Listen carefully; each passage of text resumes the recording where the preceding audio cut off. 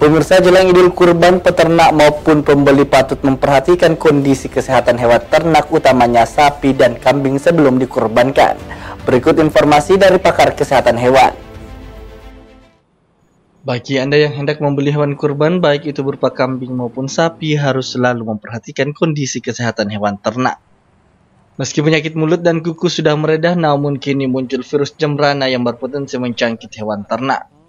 Walau virus tersebut tidak menular kepada manusia, namun masyarakat harus memperhatikan kondisi kesehatan hewan yang akan dibeli untuk korban.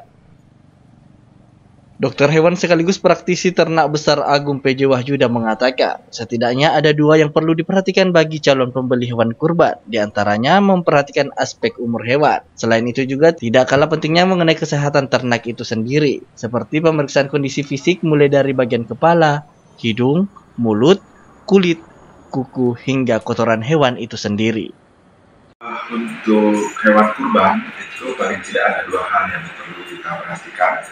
Yang pertama tentu aspek umur, karena berdasarkan syariat Islam tentu dewasa itu menjadi satu hal yang penting untuk bisa dikurbankan.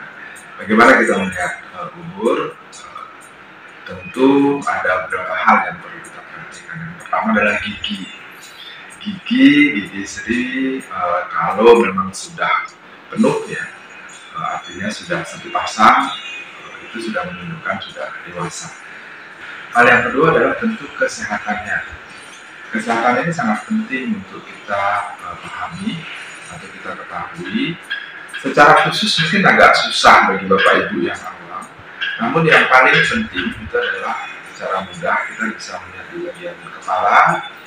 Apakah di area kepala itu ada leleran di mata, di hidung, dan di mulutnya itu diperhatikan bila mana semua aman dan bersih. Sama cermin hidung menunjukkan kalau dia cermin hidungnya kering, itu menunjukkan bahwa dia hewan di suatu sapi itu tidak demam. Dan bila basah betul sampai keluar leleran di bagian itu menunjukkan ada masalah di bagian saluran nafasnya. Kemudian kita bergerak ke belakang, kita lihat warna bulu dan kulit, bila mana ada hal yang tampak kurang baik, misalkan ada benjolan, ada keropeng dalam jumlah yang banyak, itu juga harus menjadi catatan sendiri.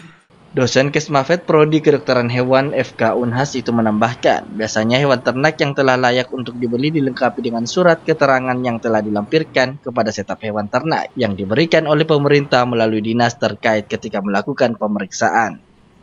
Ardi Jaho, Celebes TV.